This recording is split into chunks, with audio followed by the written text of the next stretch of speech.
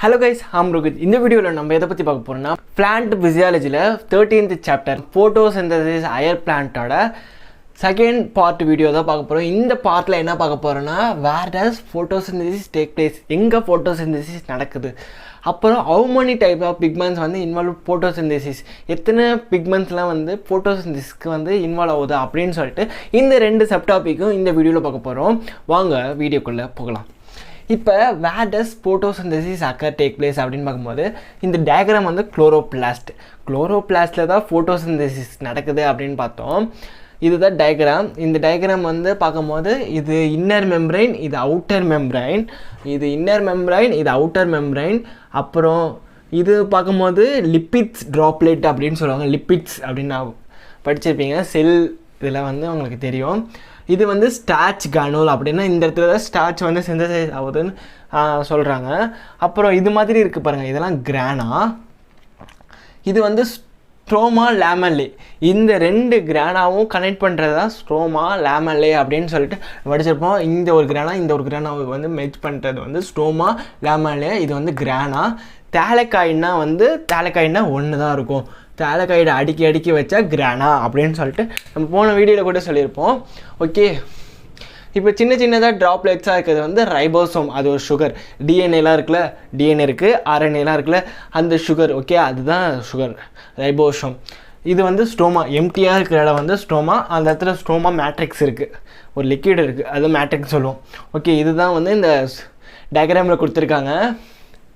இந்த டயக்ராமை வச்சு இதில் ஃபோட்டோசிந்தசிஸ் எங்கே நடக்க போகுது அப்படின்னு பார்க்கும்போது ஃபோட்டோசிந்தசிஸ் எங்கே நடக்கும் அப்படின்னா 8th சாப்டரில் படிச்சிருப்பீங்க. Green part of the leaves இல்லைன்னா குளோரோபிளாஸ்ட் அப்படின்னு சொல்லிட்டு இங்கே நடக்கும் அப்படின்னு சொல்லிட்டு சொல்லுவோம். வேறு எங்கெல்லாம் ஃபோட்டோசிந்தசிஸ் நடக்குது அப்படின்னு சொல்லிட்டு கொஸ்டினில் கேட்டிருக்காங்க. ஸ்டெம்மில் க்ரீன் கலர் பார்ட்லாம் இருக்குல்ல, அந்த இடத்துல ஃபோட்டோசிந்தசிஸ் நடக்குது. நீங்கள் போய் வேணால் தேடி பார்த்துக்கோங்க உங்களுக்கு டவுட்டாக இருந்துச்சுன்னா. ஓகே, இப்போ மீசோஃபைல் செல் லீஃபில் இருக்குது அப்படின்னு சொல்லிட்டு தெரியும். அதோட செல்லில் அங்கே அந்த மீசோஃபைல் செல்லில் நிறைய குளோரோபிளாஸ்ட் இருக்குது. ஓகேவா? லீஃபில் தானே ஃபோட்டோசிந்தசிஸ் நடக்குது. அந்த லீஃப்குள்ளே தான் குளோரோபிளாஸ்ட் இருக்குது. அதனால தான் சொல்கிறாங்க க்ரீன் பார்ட் ஆஃப் லீவ்ஸ் இல்லைனா குளோரோபிளாஸ்ட் அப்படின்னு சொல்லிட்டு சொல்லலாம். இப்போ குளோரோபிளாஸ்ட் மியூசோஃபைல் உள்ளார மீசோஃபைல் உள்ளார குளோரோபிளாஸ்ட், அந்த மீசோஃபைல் செல்லுக்கும் அந்த குளோரோபிளாஸ்ட்டு உள்ளார இன்னர் வால் பக்கத்தில் இருக்கும் அப்படின்னு சொல்லிட்டு சொல்கிறாங்க. அப்போ தான் get the optimum quantity of incident light வாங்கிக்க முடியும் அப்படின்னு சொல்லிட்டு. ஓகே, இப்போ மெம்ப்ரைன் சிஸ்டம். இந்த மெம்ப்ரைன் என்ன பண்ணுது? இன்னர் மெம்ப்ரைன், அவுட்டர் மெம்ப்ரைன், இதுதான் என்ன பண்ணுது இதில் கொடுத்துருக்காங்க. Membrane system is responsible for tapering லைட்டை டேப் பண்ணுது. ஓகேவா? லைட்டு அங்கே சிந்தசைஸ் என்ன சிந்தசைஸ் பண்ணுதுன்னா, இந்த அடுத்த டாப்பிக்கில் அடுத்த சப்டாப்பிக்கில் நீங்கள் படிப்பீங்க. இந்த இடத்துல ஏடிபி சிந்தசிஸ் நடக்கும், இந்த இடத்துல NADPH. ஓகே, படிப்பீங்க. ஓகே, இது ரெண்டும் மெம்ப்ரைனில் நடக்குது, அதை தான் சொல்லியிருக்காங்க. ஓகே, இந்த பாயிண்ட்டு. அடுத்தது ஸ்டோமா அப்படின்னு பார்க்கும்போது ஸ்டோமானா இந்த எம்டியாக இருக்கிறதா ஸ்டோமா அப்படின்னு சொல்லிட்டு பார்த்தோம்ல. இந்த ஸ்டோமாவில் என்ன நடக்குதுன்னா என்சைமேட்டிக் ரியாக்ஷன் நடக்குது அப்படின்னு சொல்லிட்டு சொல்கிறாங்க. என்னென்னா சுகரை சிந்தசைஸ் பண்ணுறாங்க. சுகரை சிந்தசைஸ் பண்ணி அதை ஸ்டார்ச்சாக மாற்றுறாங்க. அது இதோ இருக்குது பாருங்கள். கரெக்டாக தெரியுதா? என்சைமேட்டிக் ரியாக்ஷன்லாம் உள்ளார நடக்குது. இப்போ இந்த குளோரோபிளாஸ்டில் லைட் ரியாக்ஷன், டார்க் ரியாக்ஷன் அப்படின்னு நடக்குது. இந்த லைட் ரியாக்ஷன், டார்க் ரியாக்ஷன் வச்சு தான் இந்த டாப்பிக்கே போகுது. அடுத்தது கான்செப்ட் வச்சு கொஸ்டின் தான். ஓகே, இது லைட் ரியாக்ஷனா என்ன? ஃபோட்டோ கெமிக்கல் ரியாக்ஷன் இன்னொரு பேர். ஃபோட்டோனா லைட்டு, கெமிக்கல் பேஸ் பண்ணி வர ஒரு ரியாக்ஷன் தான். ஓகேவா? லைட்டு கெமிக்கல் ரியாக்ஷன் அப்படின்னு சொல்லிட்டு ஞாபகம் வச்சுக்கணும். லைட் ரியாக்ஷன்னா டைரக்ட் லைட்டை வச்சு தான் அந்த ப்ராடக்டை க்ரியேட் பண்ண போகிறாங்க. அதுதான் டைரக்ட்லி லைட் ட்ரைவன் அப்படின்னு சொல்லிட்டு லைட்டு முக்கியமாக வேணும். டார்க் ரியாக்ஷனா என்ன? இருட்டில் இருக்கிற ரூமில் இதுக்கு லைட்டே தேவையில்லை. இருட்டான ரூமில் இருந்தால் அது டார்க் ரியாக்ஷனா? அப்படி இல்லை. டார்க் ரியாக்ஷன்னா இருட்டான இடத்துல இல்லை, டெம்பரேச்சரான இடத்துல இருக்குது, ஆனால் லைட்டை அப்சர்வ் பண்ணாது. அது டேரெக்டாக லைட்டை டிபெண்ட் பண்ணி இல்லை, இன்டேரக்டாக லைட்டை டிபெண்ட் பண்ணியிருக்கு. அது எப்படி இன்டேரக்டாக லைட்டை டிபெண்ட் பண்ணியிருக்கு அப்படின்னு பார்க்கும்போது light reaction ATP and NADPH product கிடைக்குது, அந்த ப்ராடக்ட் வந்து டார்க் ரியாக்ஷனுக்கு தேவைப்படுது. இந்த டார்க் ரியாக்ஷன் இன்னொரு பேர் வந்து கார்பன் ரியாக்ஷன் சொல்லுவாங்க.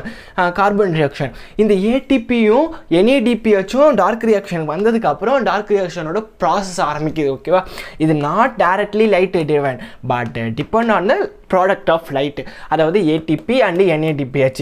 ஓகேவா, இது ஆனால் இருட்டான இடத்துல இல்லை. அதே போல் லைட்டு இதுக்கு டேரெக்டாக டிபெண்டும் இல்லை, ஆனால் லைட்டு இல்லைனாலும் சொல்ல முடியாது, லைட்டு இல்லைன்னு சொல்ல முடியாது. ஏன்னா லைட்டு டிபெண்ட் பண்ணுற ப்ராடக்ட் வந்து தேவைப்படுதா அப்படின்னு சொல்லிட்டு சொல்கிறாங்க. ஓகே, ஃபோட்டோசிந்தசிஸ் எங்கே நடக்குது அப்படின்னு சொல்லிட்டு where does photosynthesis take place இந்த சப் டாப்பிக்கை முடிச்சிட்டோம். அடுத்தது how many types of pigments are involved in photosynthesis. Photosynthesis நடக்கும் போது எத்தனை பிக்மெண்ட்ஸ்லாம் வந்து இன்வால்வ் ஆகுது அப்படின்னு பார்க்கும்போது நம்ம கலருக்குன்னு ஒரு சிங்கிள் பிக்மெண்ட் வந்து கலரை வந்து கொடுக்கல, 4 பிக்மெண்ட்ஸ் வந்து கலர் கொடுக்குறாங்க. அங்கே என்ன அப்படி இது எப்படிலாம் நம்மளுக்கு தெரிஞ்சிருக்கு, இந்த இத்தனை பிக்மெண்ட்ஸ் இருக்குது அப்படின்னு சொல்லிட்டு நான் சொல்கிறேன். அது எப்படி தெரியுது அப்படின்னு பார்க்கும்போது பேப்பர் குரோமோட்டோகிராஃபி அதில் வச்சு தான் எனி லீஃபை வச்சு செக் பண்ணி பார்க்கும்போது colour not single pigment but 4 pigments colour C இந்த லீவ்ஸ். அது வந்து குளோரோஃபில் A, குளோரோஃபில் B, ஜாந்தோஃபைல், கேரோட்டினாய்டு, இந்த 4 பிக்மெண்ட்ஸ் தான் வந்து கலர் பிக்மெண்ட்ஸ். ஞாபகம் வச்சுக்கோங்க. இப்போ மேக்ஸிமம் அப்சார்ப்ஷன் எங்கே நடக்குது, எந்த பிக்மெண்ட்டில் நடக்குதுன்னா குளோரோஃபில் ஏல தான் மேக்ஸிமம் அப்சார்ப்ஷன் நடக்குது. ஞாபகம் வச்சுக்கணும், இது மேக்ஸிமம். அதே போல் சீப் பிக்மெண்ட் சொன்னால் அது குளோரோஃபில் ஏ தான். வரப்போகிற இதில் வந்து டீட்டெயிலாக பார்க்கலாம். அதே போல் மேக்ஸிமம் இப்போ VIBGYR இது வந்து வயலட் அந்த மாதிரி கலர் இருக்குல்ல, VBGY எல்லாமே வந்து கலர் ரெப்ரசன்ட் பண்ணுது. ஓகே, இந்த கலர் வந்து இந்த கிராஃபில் வச்சா அதிகமாக இடத்துல வந்து ப்ளூ கலர், ரெட் கலர் அந்த ரீஜனில் தான் அதிகமாக நடக்குது அப்படின்னு சொல்லிட்டு இந்த 3 இதுலையுமே காமிக்கிறாங்க. First maximum blue and red ரீஜனில் தான் வந்து அந்த ஸ்பெக்ட்ரத்தில் தான் அப்சர்வ் ஆகுது அப்படின்னு சொல்லிட்டு சொல்கிறாங்க. அதுக்கப்புறம் அதர் இந்த நம்ம சீப் குளோரோஃபில் ஏவை பற்றி பார்த்துட்டோம். இப்போ அதர் பிக்மெண்ட்ஸ் அதாவது தேலக்காய்ட், அந்த தேலக்காயில் தான் நடக்குது. லைட் ரியாக்ஷன் எங்கே நடக்குது அப்படின்னு கொஸ்டின் கேட்டாங்கன்னா தேலக்காயில் நடக்குது. ஸ்டோமாவில் நடந்துச்சுன்னா அது டார்க் ரியாக்ஷன். டார்க் ரியாக்ஷன் வந்து ஸ்டோமா வெளியே நடக்குது, உள்ளார நடக்கிறது இங்கே அந்த கிரானால நடக்கிறது, உள்ளார நடக்கிறது வந்து என்ன நடக்குது, லைட் ரியாக்ஷன். லைட் ரியாக்ஷன் உள்ளார நடக்குது, வெளியே டார்க் ரியாக்ஷன் நடக்குது வெளியே. ஓகே, அப்படி நம்ம வச்சுக்கோங்க. இப்போ other thylakoid pigments like chlorophyll B, xanthophyll, கேரோட்டினாய்டில் வந்து ஆக்சிலரி பிக்மெண்ட். இது ஏன் ஆக்சிலரி பிக்மெண்ட்னு சொல்லிட்டு அடுத்த டாப்பிக்கில் தான் நான் சொல்லுவேன், அப்போ தான் டீட்டெயிலாக இருக்குது. இந்த அதர் பிக்மெண்ட்ஸ்லாம் இருக்குல்ல, அதுதான் வந்து குளோரோஃபில் ஏவை வந்து ப்ரொடெக்ட் பண்ணுது. ஏன்னா ஃபோட்டோ ஆக்சிடேஷன் சொல்லுவாங்க. ஏன்னா அது வந்து ப்ரொடெக்ட் ஃபோட்டோ ஆக்சிடேஷன். இது வந்து டீட்டெயிலாக அடுத்த டாப்பிக்கில் வந்து சொல்கிறேன். இது குளோரோஃபில் ஏவை ப்ரொடெக்ட் பண்ணுது அப்படின்னா கொஞ்சம் எக்ஸ்பிளைன் பண்ணுறேன். இப்போ குளோரோஃபில் ஏ இருக்குது, குளோரோஃபில் B, கேரோட்டினாய்டு, ஜாந்தோய்டு எல்லாமே வந்து லைட்டை அப்சர்வ் பண்ணுறாங்க. இப்போ லைட் அப்சர்வ் பண்ணுறாங்க. ஓகேவா, ஆனால் அதில் மேக்ஸிமம் அப்சர்ப்ஷன் யார் நடக்குதுன்னா குளோரோஃபில் ஏ. ஓகே, இதுலேயே வந்து குளோரோஃபில் ஏ வந்து அதிகமாக அப்சர்வ் பண்ணுறாங்க, மற்றவங்க எல்லாமே கொஞ்சோண்டு அப்சர்வ் பண்ணுறாங்க. இங்கே எல்லாமே அப்சர்வ் பண்ணி குளோரோஃபில் ஏக்கு தான் கொடுக்குறாங்க. ஏன் அப்படின்னு பார்க்கும், ஏன் குளோரோஃபில் ஏ மட்டும் அதிகமாக அப்சர்வ் பண்ணுது, மற்றதெல்லாம் வந்து கம்மியாக அப்சர்வ் பண்ணுது அப்படின்னு பார்க்கும்போது மற்றதெல்லாம் வந்து குளோரோஃபில் ஏவை வந்து ப்ரொடெக்ட் பண்ணுறாங்க.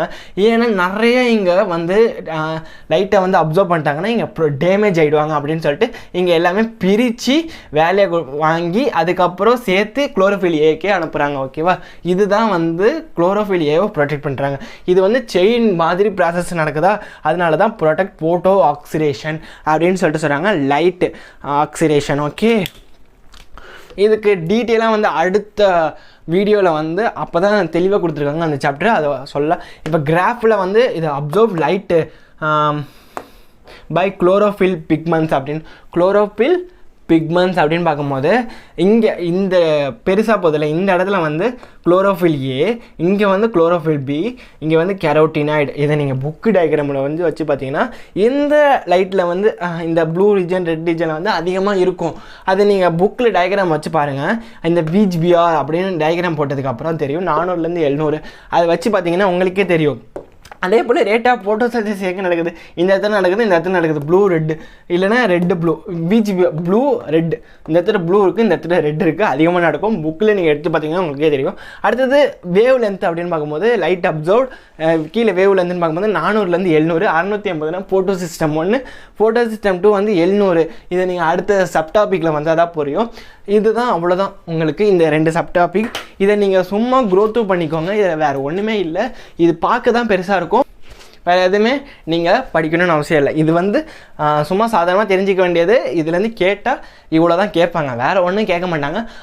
அதுக்கப்புறம் கான்செப்ட் கொஷின் இருக்குது, அவ்வளோதான். அதோட இந்த சாப்டர் ஓவர். இந்த வீடியோ உங்களுக்கு பிடிச்சிருந்தா லைக் பண்ணுங்கள். பார்ட் 3 வந்து சீக்கிரமாக அதை வந்து அப்லோட் சீக்கிரமாக பண்ணுறேன். இந்த கான்செப்ட் வந்து உங்களுக்கு புரிஞ்சிச்சுன்னா தம்ஸ் அப் இல்லைன்னா ஃபயர் போடுங்க. இந்த வீடியோ உங்களுக்கு பிடிச்சிருந்துச்சுன்னா லைக் பண்ணுங்கள், ஷேர் பண்ணுங்கள், சப்ஸ்கிரைப் பண்ணிக்கோங்க. பாய். இன்னொரு வீடியோவில்